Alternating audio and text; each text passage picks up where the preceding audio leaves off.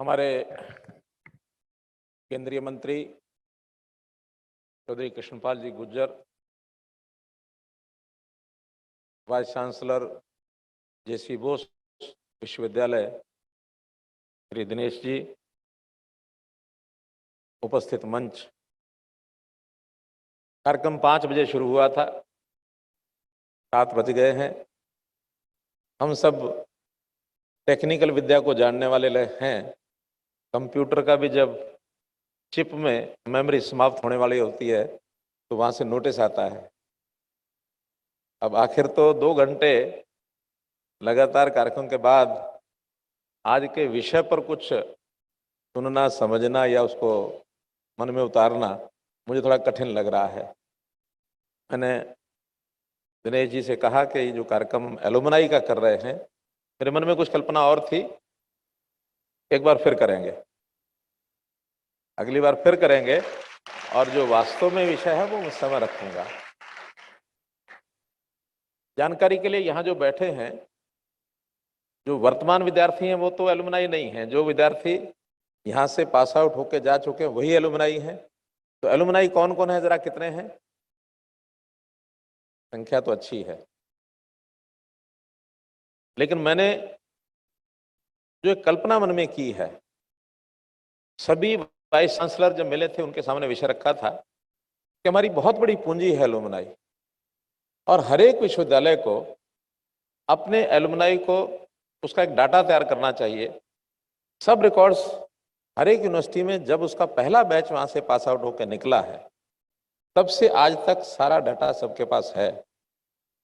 हमारा ये डिप्लोमा का कॉलेज था, 1969 में बना, 73 में फर्स्ट बैच निकला था। 2020 का बैच भी हम उसमें गिन लें पास आउट वाला तो 48 बैच पास आउट कर चुके हैं।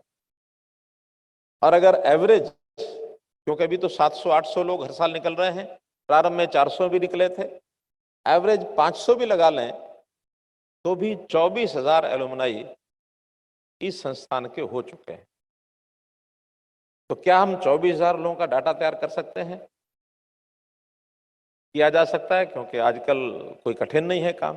डाटा हमारे पास है, उसको केवल तरीके से रखना है, अरेंज करना है, उनके फ़ोन नंबर ढूंढने हैं, उनके ईमेल एड्रेसेस ढूंढने हैं, या जो एक्चुअल एड्रेसेस हैं उनको ढूंढना है, कौन कहाँ क्या कर रहा है इनको संपर्क करना है। वर्तमान जितने विद्यार्थी हैं आपके, 6,000 विद्यार्थी हैं, एक एक में 4-4 का भी हिसाब लगा दो तो भी 24,000 को संपर्क कर लेंगे। वो कठिन काम नहीं है, लेकिन सभी 24,000 को ऑन रोल लाओ। जो एग्जिस्ट इस समय है, मानो कुछ उनमें से भगवान प्यारे हो गए, कोई बात नहीं, उनका भी आगे कोई रोल तय हुआ होगा तो जाके करेंगे, लेकिन हम एक परिवार है, और ये परिवार हर एक यूनिवर्सिटी का अलग अलग बनना चाहिए। और बनने के बाद जो हमारे मन में एक भाव आना चाहिए, हम कभी पढ़ने के लिए आए होंगे, उस समय ये भाव नहीं रहा होगा, लेकिन पढ़ के जब चले गए अपने अपने व्यवसाय में, जहाँ कहीं काम कर रहे हैं, उसके बाद हमको याद आती है कि हम फलां संस्थान से पढ़ाई शुरू करके, पढ़ाई पूरी करके और निकले हैं। मुझे आज भी अपना प्राइमरी स्कूल याद आता है, मैं स्कूल में गया भी हूँ। आज मुझे जो मेरा सेकेंडरी स्कूल है वो अलग था, उसमें भी गया हूँ। कॉलेज है वो अलग से है, उसमें भी गया हूँ। हाँ, दिल्ली यूनिवर्सिटी जहाँ से मैंने ग्रेजुएशन किया वहाँ मेरा जाना अभी नहीं हुआ है। मैं आज ही सोच रहा था कि एक बार वहाँ भी जाके होके आता हूँ। शिक्षण एक बहुत बड़ा ऐसा विषय होता है जो व्यक्ति को याद रहता है, उसका संस्कार वहां से उसको मिला है, और उसके जुड़ाव के नाते से उसके प्रति एक श्रद्धा का भाव भी होता है। हम अगर अपने जीवन को, यानी एक विशेष दिशा में हमने अपना निर्माण किया है, तो हमारा दायित्व तो बनता है कि आज जो यहाँ पढ़ रहे हैं उनके जीवन का भी निर्माण ठीक हो। इस दायित्व की अनुभूति हमको होनी चाहिए। पहले हम कुछ यहाँ लेने आए थे, आज अपेक्षा ये है कि हमको यहाँ कुछ देना चाहिए, और दे करके उस दायित्व की अनुभूति करते हुए मैं बहुत उदाहरण दे सकता हूँ आपको। यानी दुनिया के ऐसे ऐसे उदाहरण हैं। हमने, यानी नाम सुना होगा यूएसए की 273 साल पुरानी प्रिंसटन यूनिवर्सिटी। प्रिंसटन यूनिवर्सिटी के एलुमनाई, उन्होंने अपना डाटा बनाया हुआ है, 155 देशों में उनके एलुमनाई हैं। और जो अपना वो एलुमनाई डे मनाते हैं, 26,000 की संख्या लगभग, 150 ऊपर नीचे होते होंगे, हर वर्ष उनके इकट्ठे होते हैं। एक जगह इकट्ठे होते होंगे या ऑनलाइन जुड़ते होंगे। तो ऐसे 26,000 विद्यार्थियों को उन्होंने संभाल के, यानी हर वर्ष बढ़ते ही होंगे कुछ ना कुछ, उनको संभाल के रखा हुआ है। और इसी प्रकार के स्टैनफोर्ड विश्वविद्यालय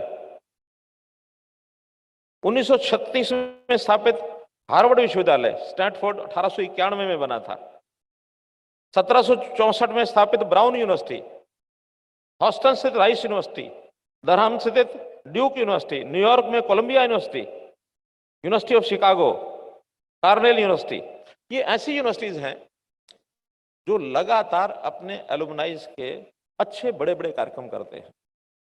हमारे यहाँ अपने देश में भी कुछ परंपरा शुरू हुई है। आईआईटी मुंबई ये हर वर्ष करता है, एफएमएस दिल्ली प्रबंधन अध्ययन संकाय, IIT Delhi, ICFAI business school Hyderabad, IIT Silchar, ये ऐसे कुछ संस्थान है उदाहरण देने लायक, जो हजारों की संख्या में हर वर्ष यानी विधिवत एक ऑर्गेनाइज्ड कार्यक्रम करते हैं। और जितनी यूनिवर्सिटीज या संस्थान मैंने गिनाए हैं, इन्होंने एक टारगेट अपना रखा हुआ है। टारगेट क्या रखा हुआ है कि 0 गवर्नमेंट बजट की हमारी यूनिवर्सिटी होगी। 0 गवर्नमेंट बजट, अर्थात ये गवर्नमेंट से कुछ नहीं लेते। तो जो हजारों हजार लोग जब यूनिवर्सिटी के एलुमनाई इतने श्रद्धा भाव से साल में एक बार आते हैं, तो आखिर वो जब यहां से पास आउट होके गए होंगे अच्छे प्रोफेशनल्स, अच्छे इंडस्ट्रियलिस्ट, अच्छे ट्रेडर्स, अच्छे ऑफिसर्स, इंजीनियर्स, कितने बड़े बड़े हैं।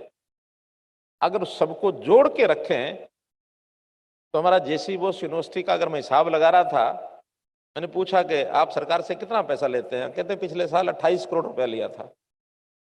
मैंने कहा आपके एलुमनाई 24,000 बनते हैं, 24,000 से अगर हर साल का 20,000 रुपया भी एक एलुमनाई से आप कंट्रीब्यूट करा लें तो 48 करोड़ रुपया बन जाता है। आप सरकार से 28 लेते हैं, आप इनसे 48 क्यों नहीं लेते हैं? हमारे गुरुकुलों की पद्धति प्राचीन काल में, कहते हैं शिक्षा फ्री होती थी, मुफ्त होती थी। वो मुफ्त होती थी या नहीं होती थी, साधन तो लगते ही थे, खर्चा तो आता ही था, लेकिन मुफ्त इसलिए होती थी वहां सरकारें वरकारें को चलाती नहीं थी। गुरुकुल आत्मनिर्भर थे। काम एक ही होता था कि शिक्षा के बाद विद्यार्थी की दीक्षा होती थी, और दीक्षा के समय वो विद्यार्थी गुरु दक्षिणा देता था। वो गुरु दक्षिणा किस काम आती थी? उस गुरुकुल को चलाने में काम आती थी। तो क्या हम गुरु दक्षिणा पद्धति को शुरू नहीं कर सकते? कर सकते हैं ना। लेकिन अभी तो वो क्या एमओडी क्या है, एमओडी मोड का क्या अर्थ है?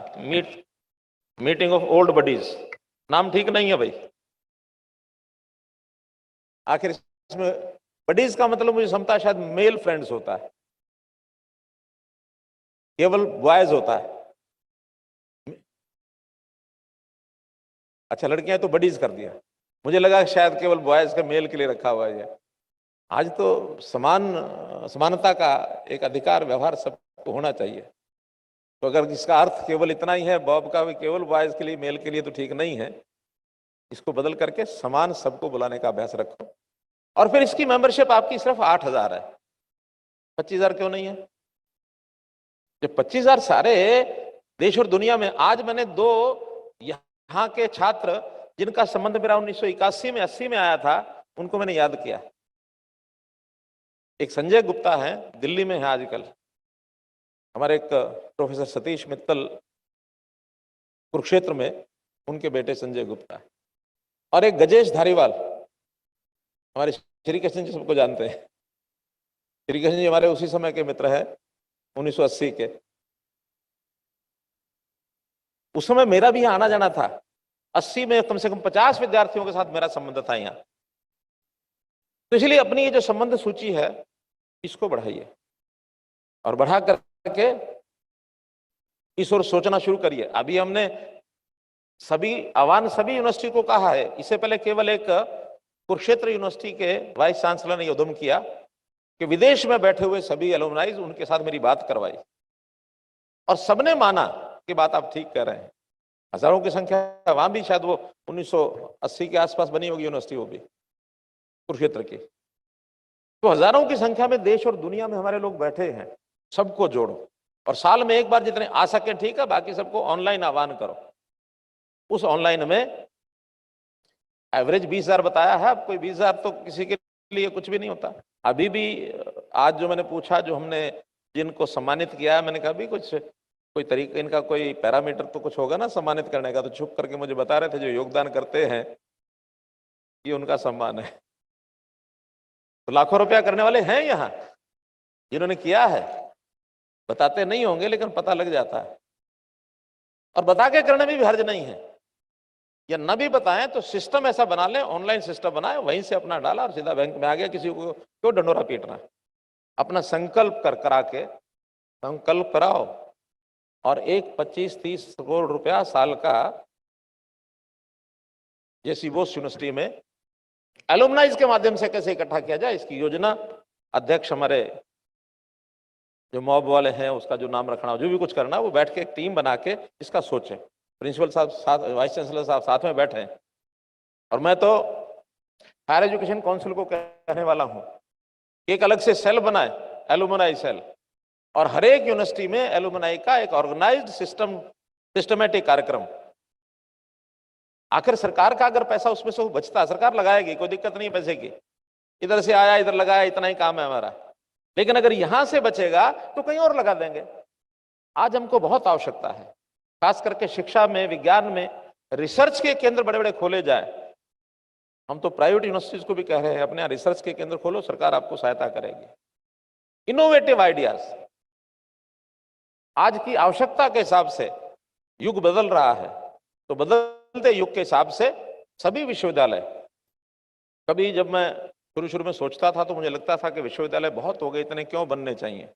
लेकिन धीरे धीरे अब हमारी राय बनने लगी कि विश्वविद्यालय ज्यादा से ज्यादा खुलने चाहिए। अभी 48 हैं हरियाणा में, सरकारी और प्राइवेट मिला के। 48 के अगर 96 भी हो जाए तो कंपटीशन आएगा, जो अच्छा काम करेगा आगे बढ़ेगा, अच्छा नहीं होगा दुकान बंद कर देगा अपनी। इसमें भी कंपटीशन होना चाहिए। और इस कंपटीशन में जेसी बोस विश्वविद्यालय का बड़ा नाम हो गया है। मैं पूछ रहा था कि जो हाईएस्ट फीस है, उन्होंने बताया इतनी है। मैंने कहा इसको डबल कर दें, कहले विद्यार्थी फिर भी आएंगे। क्योंकि जिनके पास साधन है, संपन्न पैसा देने वाले हैं, वो विद्यार्थी शिक्षा लेने के लिए आने वाले हैं, उनका ले।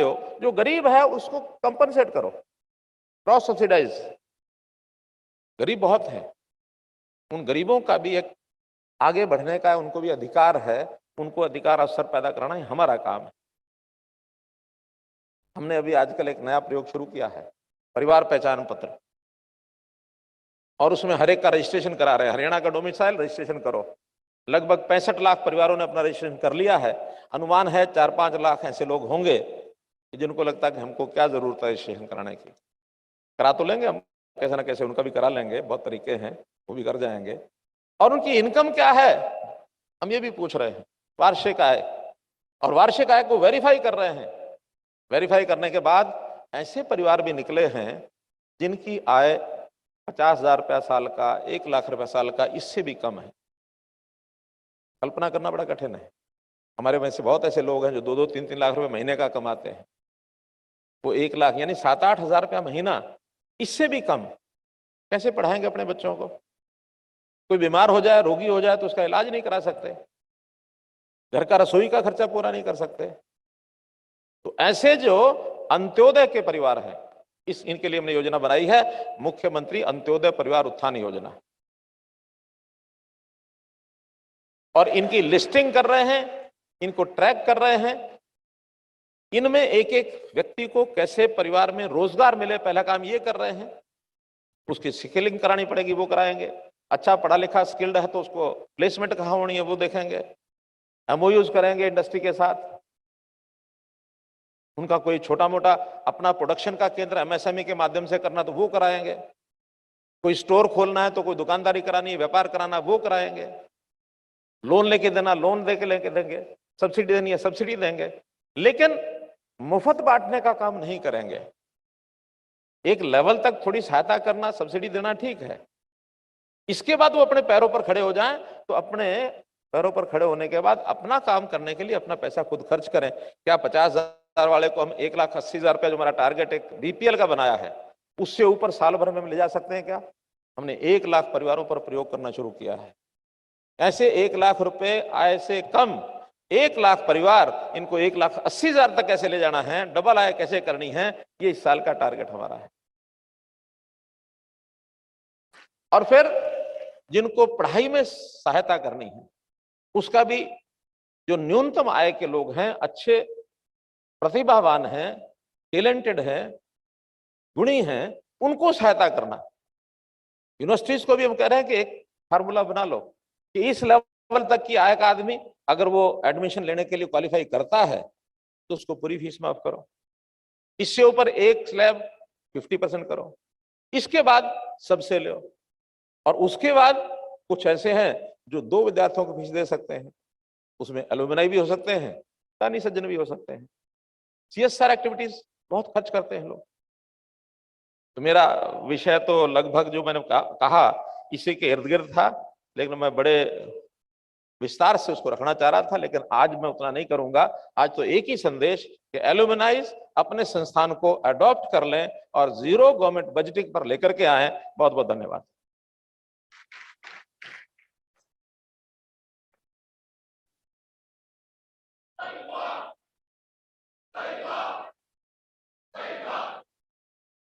मैं माननीय मुख्यमंत्री श्री मनोहर लाल जी का हार्दिक धन्यवाद व्यक्त करना चाहूंगा, जिन्होंने अपने प्रेरक संबोधन से हमारे साथ अपने बहुमूल्य विचार साझा किए एवं प्रगति के पथ पर चलने के लिए प्रोत्साहित भी किया। हम अत्यंत आभारी हैं कि अपने इतनी व्यस्तताओं के मध्य हमारे कार्यक्रम से जुड़ने का समय निकाला और हम सभी को शुभाशीष प्रदान कर हमारा उत्साहवर्धन किया। हम आशा करते हैं कि भविष्य में भी आपका स्नेह इसी प्रकार हमें मिलता रहेगा। हम कामना करते हैं कि आपके कुशल नेतृत्व अथक प्रयासों द्वारा हमारा देश प्रदेश इसी प्रकार प्रगति के पथ पर अग्रसर और सफलता की नई ऊंचाइयों को हासिल करेगा। अब मैं माननीय कुलपति महोदय से निवेदन करता हूं कि वे आज के कार्यक्रम के मुख्य अतिथि माननीय मुख्यमंत्री श्री मनोहर लाल जी को स्मृति चिन्ह व शाल भेंट कर उनका अभिवादन करें।